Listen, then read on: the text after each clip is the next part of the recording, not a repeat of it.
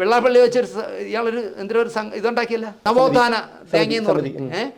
നാരായണ ഗുരുവിനെ വിറ്റ് നിന്ന ആക്രിക്ക് വിറ്റ് നിന്ന ഈ അലവലാതി വെച്ചല്ലേ ഇയാൾ ഈ നവോത്ഥാനം ഉണ്ടാക്കി വെച്ചിരിക്കണേ. വാ തുറന്നാൽ ജാതി അല്ലാതെ അയാൾ എന്തെങ്കിലും പറയുമോ? എത്ര കോടിയാണ് വെട്ടിക്കണേ, എത്ര കോടി, എത്ര കാലമായിട്ട്. ഗോകുലം ഗോപാലിനെ പോലുള്ള മനുഷ്യന് പോലും ഇയാളെ തോപ്പിക്കാൻ പറ്റുന്നില്ല. കാരണം ഈഴവ സമുദായത്തിൽപ്പെട്ടവന്മാർ തന്നെ കണിച്ചുള്ളതിൽ മീറ്റിംഗ് വിളിക്കുമ്പോൾ ഒരു കോഴിക്കാലും ഒരു മദ്യവും കൊടുത്താൽ ഇയാളെ ആസ്ഥാന വിദൂഷകനാകും. അങ്ങനെ ഈഴവരെ വിറ്റ് അല്ലെങ്കിൽ നാരായണ ഗുരുസ്വാമിയെ വിറ്റ് തിന്നുന്ന അയാളെപ്പറ്റി പിണറായി പറഞ്ഞ എന്താ?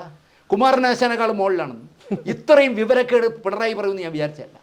SNDPയുടെ തലപ്പത്തിരിക്കുന്ന കുമാരനാശാൻ ഇരുന്ന സീറ്റിലിരിക്കുന്ന ഒരു അലവലാതിയെക്കുറിച്ച് പറയുക. പിണറായി വിജയൻ ഈ ജാതിക്കാരെ കൊണ്ട് നടന്നു, മദനിയെ കൊണ്ട് മച്ചമ്പി എന്ന് പറഞ്ഞ് വിളിച്ചുകൊണ്ട് നടന്നു, കാന്തപുരത്തിനെ കൊണ്ട് കിടന്നു, ഏതൊക്കെ ജാതിക്കാരെ കൊണ്ട് കിടക്കുമോ കാലകാലങ്ങളിൽ കൊണ്ട് കിടന്ന എൻ്റെ പാർട്ടി നേതാവിനോട് എനിക്ക് പരമപുച്ഛമാണ്. ഇപ്പോൾ ഇപ്പോൾ കേരളത്തിലുള്ളതിൽ ഏറ്റവും വലിയ അലവലാതി ആരെന്ന് എൻ്റെ ചോദിച്ചാൽ ഞാൻ പറയും വെള്ളാപ്പള്ളി നടേശനാണെന്ന്.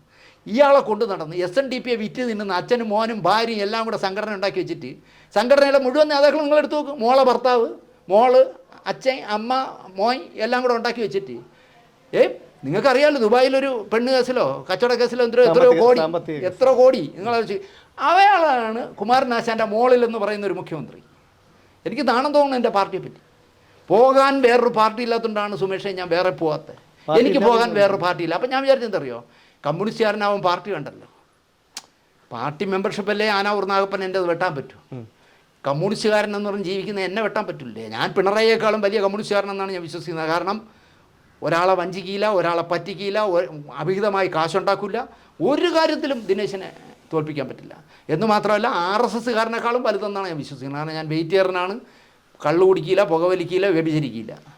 അപ്പോൾ അങ്ങനെയുള്ള ഉത്തമ കമ്മ്യൂണിസ്റ്റ് എന്ന് വിചാരിക്കുന്ന എന്നെയൊന്നും അവർക്ക് വേണ്ട.